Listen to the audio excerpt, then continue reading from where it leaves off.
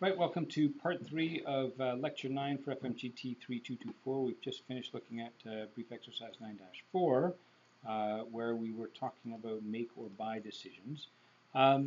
Something similar, but slightly different, is the situation of a special order. And this is essentially, you've got your normal production, and all of a sudden someone says, hey, you've got some spare capacity. How about you manufacture this thing for me as like a one-time deal? It won't affect any of your existing production, but I want you to do it for much less than your normal costs. And so the trick here is that there's a couple of assumptions or considerations that have to be met in order for this to work. It has to be products that's not somehow going to cannibalize your existing sales, right? So if you sell in British Columbia and some guy from Zimbabwe wants you to produce stuff and he's going to sell it in Zimbabwe, there's a good chance that the fact that it sells for a lot less in Zimbabwe than it does in BC is not going to hurt your BC sales, right? But if it's someone in Calgary, now all of a sudden there might be some contamination, and guys will hear that they can buy the same product in Calgary for $10 a unit less than they pay in BC, and what's up with that, and so on. And your one special order can really damage your overall sales, your existing sales. And so that's a careful consideration. You have to make sure that the special order is not going to affect your regular business. And so what makes this special is, if you think about it, all your fixed costs are amortized over your regular ordinary production, right? So extra production, this special order, you could still end up making money on it. It could be profitable to you, even if the cost or the revenue from the product is not high enough to cover the normal share of fixed costs that would be allocated, for the simple reason that your fixed costs are already covered, right? So you can afford to price it at a lower price point and still be in a position to make money.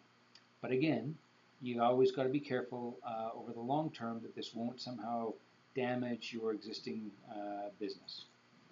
And of course that you have capacity. As soon as you run out of capacity, then it becomes a whole different ballgame. So looking at Jet Incorporated, they make a single product, sells for $20. Foreign distributor wants the company to make 3,000 units for $10 a unit. It's a one-time order, won't affect the company's regular business, and we have the spare capacity. Right now we're only producing and selling 5,000 units. We could easily produce 3,000 more without running into capacity constraints should we accept the offer. And so initially you'd sit there and go, no bloody way, $10? Normally we get 20 for this. But it's worth paying attention to the details. You may make a decision to go ahead and take the order. So the current situation, this is what we currently make, it would appear. And so if we accept the special order, revenue increases by $30,000. Variable costs increases by 24.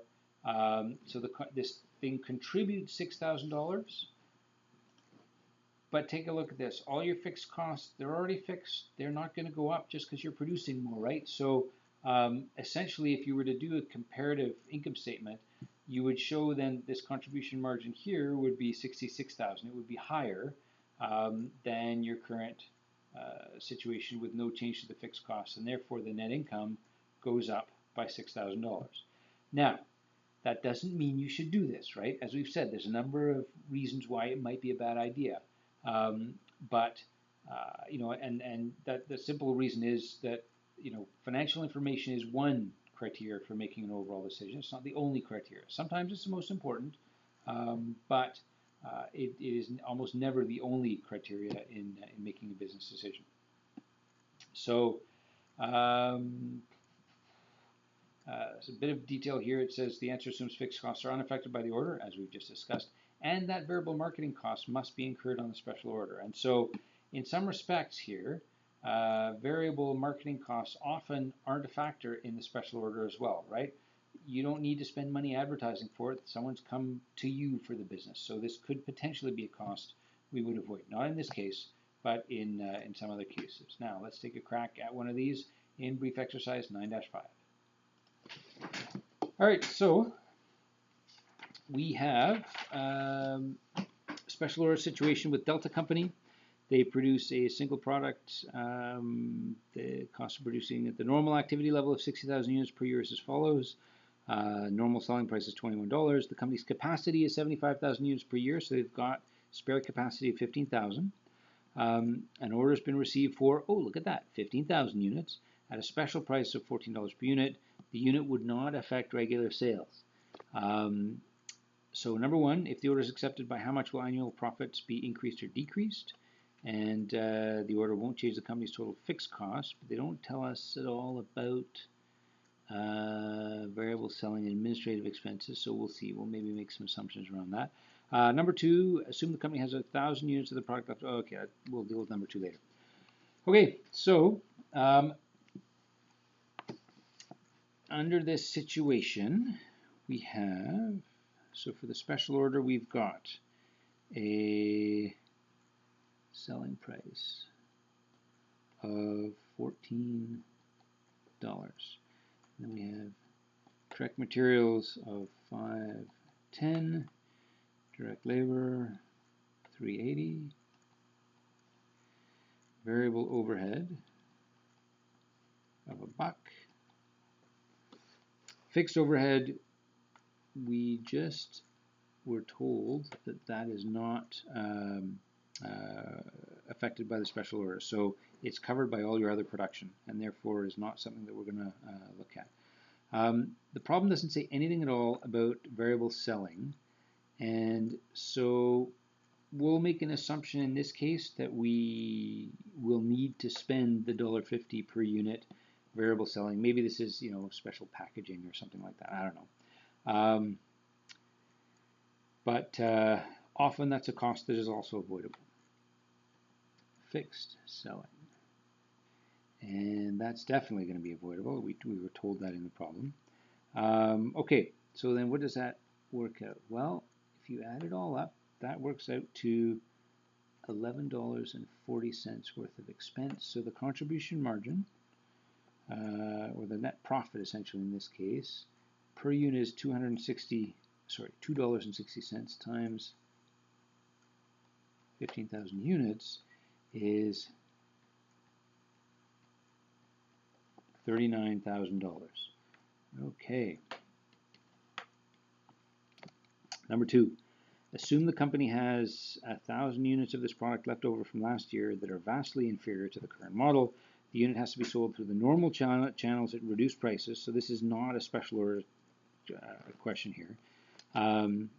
What unit cost figure is relevant for establishing a minimum selling price for these units? Explain your answer. Okay, so what they're getting at is they say, okay, let's say you've got some old, fairly crappy, out of date units.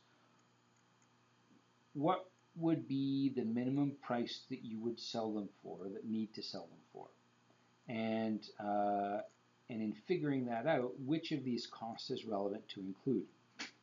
So let's go back to our original criteria for a cost being relevant. It's got to differ between the alternatives, sell or keep, or sell or throw in the garbage, I guess, and it has to be a future, not a past cost. So as we look at this, the product's already been made. So any cost for direct material, actually, that's a past cost, right? Same with direct labor, same with variable overhead. It's already been manufactured. Fixed overhead's covered elsewhere. That's not relevant. So the only potential cost is this variable selling. Why? Well, because one would assume that the selling cost is not incurred at the time the product's manufactured, but at the time it's sold. It hasn't been sold yet, so this cost hasn't been incurred. So in other words, if we're going to get rid of this, think of this like a shipping cost in this case, right? If we're going to get rid of these extra products, then we have to at least cover our cost of getting rid of them.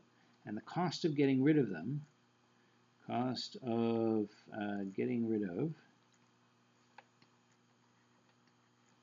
/selling is the variable selling, or $1.50 per unit. So we need to sell these guys for at least $1.50, otherwise we may as well just throw them in the garbage. Okay? And that concludes the exercise. Okay, so next we're going to look at one that is organized a little bit differently, but still quite an important situation, I guess, to look at, or set of circumstances, and that is use of a constrained resource. And so a constrained resource is basically you don't have enough of X. It could be raw material, it could be machine hour time on a specialized machine, it could be labor hours of some special guy or gal who has certain expertise, but basically where that's the bottleneck in your whole production process, okay? And so what is the consideration here? Well, the consideration in terms of what to do in that case, and the decision is, do you make, product X, product Y, or product Z, or whatever, with your amount of constrained resource. The decision is, okay, well, which of those decisions is going to maximize the contribution margin per unit of the constrained resource, right? That should make sense once it's explained. So what we want to be careful of is falling into the trap of calculating the contribution margin and saying, oh, gee, this looks pretty straightforward here.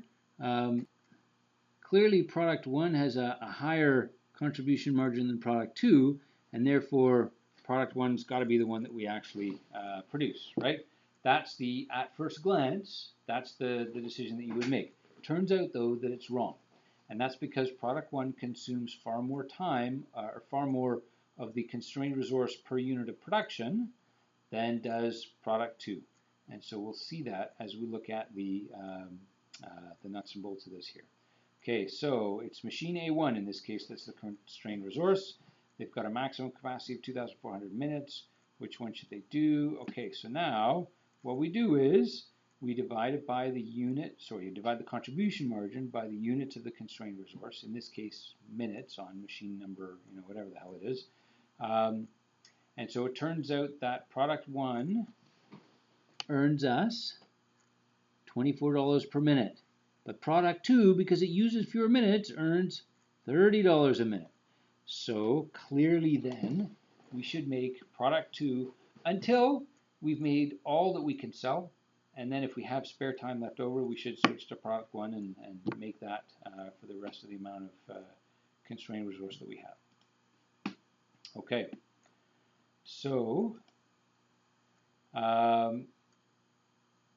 this is merely sort of a proof, I guess, of the fact that you're better off when you use your constrained resource to produce product 2 as opposed to product 1. So total dollar value slightly higher and so on. Okay. Now, given that this course is targeted at op-man folks, none of this should come at you as any kind of a surprise.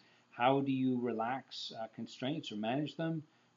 Figure out a way to improve the process, add some overtime, another shift, so on and so forth. I'm sure you guys can come up with far more than these fairly simplistic options here. Now, let's take a crack at solving a constrained resource problem. All right, so we've got the Benoit company. They make 3 products, A, B, and C. We've got some data. Demand for the company's products is very strong, far more orders than they can fulfill, then they have raw materials available to produce. So the raw material is the constrained resource. The raw material costs $4.95 per kilo with a maximum of 8,230 kilos available per month. How would you advise the company to prioritize orders? Okay, so we've got A, B, and C. Let's then look at